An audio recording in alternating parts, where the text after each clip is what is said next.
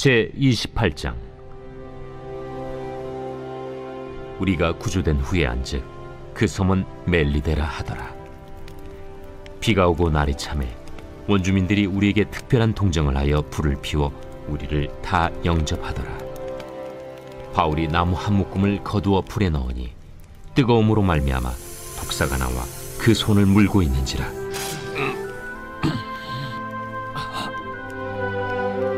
원주민들이 이 짐승이 그 손에 매달려 있음을 보고 서로 말하되, 진실로 이 사람은 살인한 자로다. 바다에서는 구주를 받았으나 공의가 그를 살지 못하게 함이로다. 바울이 그 짐승을 불에 떨어 버리매 조금도 상함이 없더라. 그들은 그가 붙든지 혹은 갑자기 쓰러져 죽을 줄로 기다렸다가 오래 기다려도 그에게 아무 이상이 없음을 보고 돌이켜 생각하여 말하되 그를 신이라 하더라.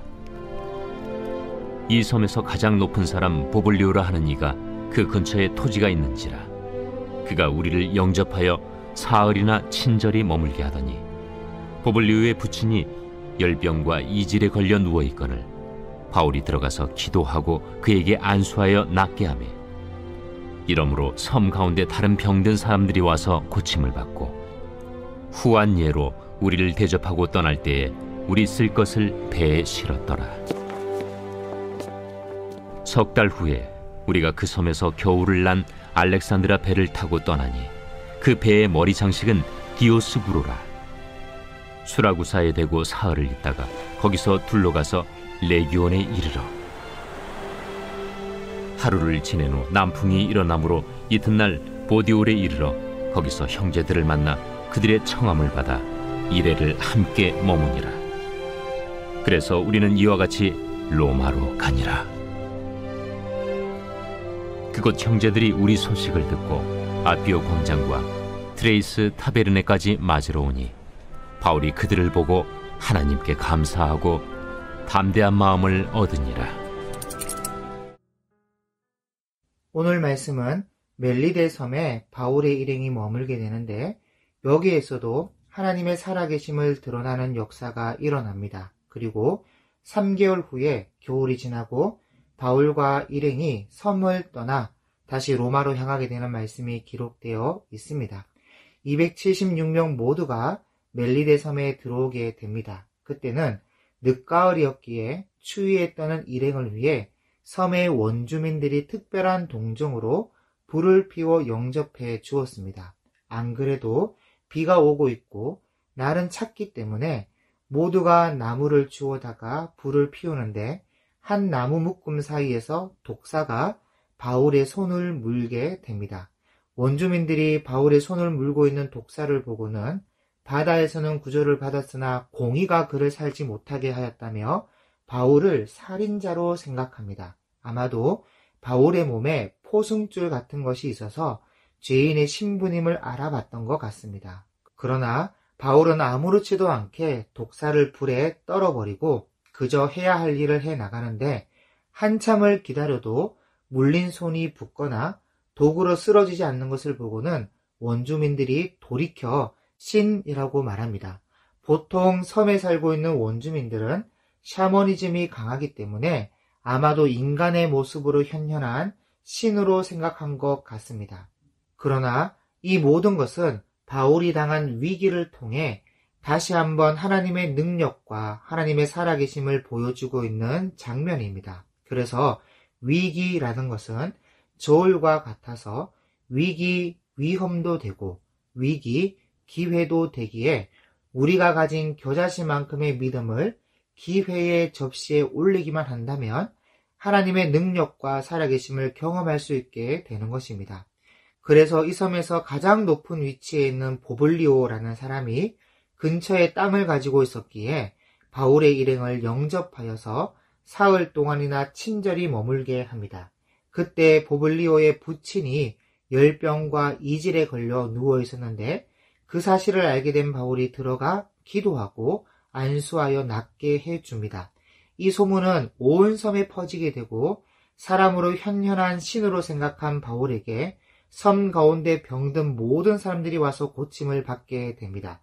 성경은 모든 과정에 일어난 일들을 침묵하고 있지만 분명 바울은 자신은 신이 아니라 예수 그리스도를 믿는 한 전도자이며 자신이 베푸는 이 모든 기적은 그리스도를 믿는 믿음과 그리스도의 능력으로 일어나는 역사임을 밝혔을 것입니다. 그래서 떠날 때까지 원주민들의 후한 예로 대접을 받으며 지낼 수 있게 되었고, 떠날 때도 바울의 모든 일행들의 쓸 것을 제공받게 됩니다. 율리오 백부장과 선원들은 넓고 즐길 수 있는 베닉스 항구를 바라보고 겨울 나기에 좋은 곳으로 선택하였지만, 하나님께서는 멜리데 섬을 예비하셨고 즐길 만한 세상 문화가 별로 없는 이 섬에서 3개월 동안 일행들을 바울의 말에 경청하도록 예비하셨습니다. 성경에는 3개월간의 과정이 생략되어 있지만 그 기간 동안 모든 일행은 바울의 말을 경청하였으며 복음의 정수를 듣게 되었을 것입니다. 이것이야말로 하나님의 뜻하신 계획이며 광풍을 만나 여기까지 인도하신 하나님의 섭리였다는 것입니다. 겨울이 지나고 겨울 동안 운행하지 않았던 알렉산드리아 배가 운행하게 되었으며 그 배를 타고 드디어 다시 로마로 출발합니다. 멜리데에서 수라구사로 가고 수라구사에서 레기온으로 가며 레기온에서 보디올로 가고 보디올에서 일주일을 거하며 주 안에 형제된 자들을 만나게 됩니다. 그리고 보디올에서 로마까지 가는데 로마에 도착할 때쯤에 이미 소식을 들은 주 안에 형제된 자들이 앞비오 광장과 트레이스 타베르네까지 맞으러 나왔고 바울은 그들을 보고 위로를 받으며 하나님께 감사하며 담대한 마음을 얻게 됩니다. 멜리데에서 로마까지 가는 알렉산드리아 배는 오늘 11절에 보면 디오스구라 장식을 한 배였습니다. 디오스구라라는 장식은 뱃사람들의 수호신의 형상이었고 늘 위험이 도사리는 바다에서 자신들을 지켜줄 것으로 믿고 있는 신이었습니다. 그러나 로마까지 안전하게 도착하게 하신 분은 디오스구라가 아니라 전능하신 하나님이시고 이 사실은 바울과 함께한 모든 일행들은 다 알고 있고 인정하는 사실이었습니다.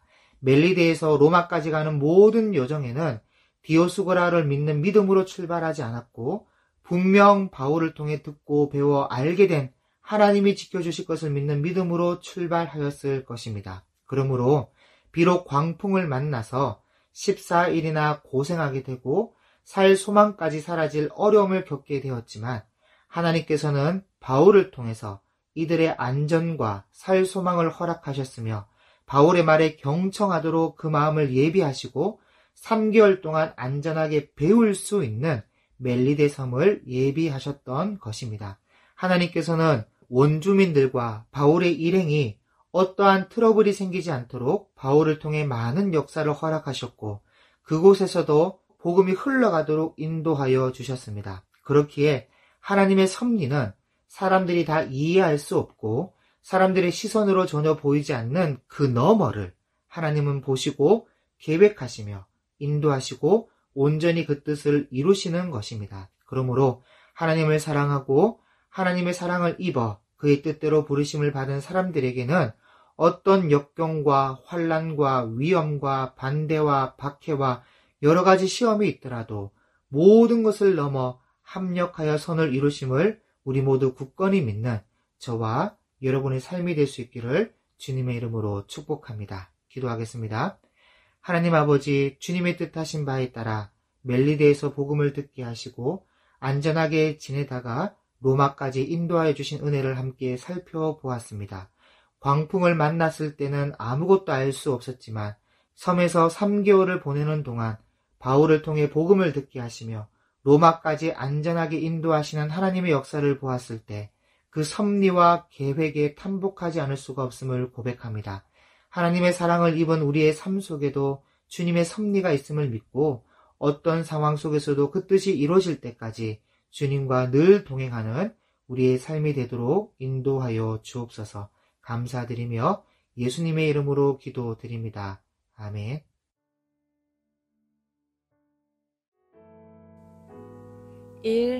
오심 기도. 하루 5번 마음을 다해 드리는 기도. 나는 죽었습니다. 제가 주인이 아니고 예수님이 저의 주인이십니다. 예수님은 십자가에서 죽으시고 부활하셨습니다. 부활하신 예수님을 가슴으로 만나서 따라가며 간증합니다. 사랑하는 가족과 함께 영광스러운 승리를 노래합니다.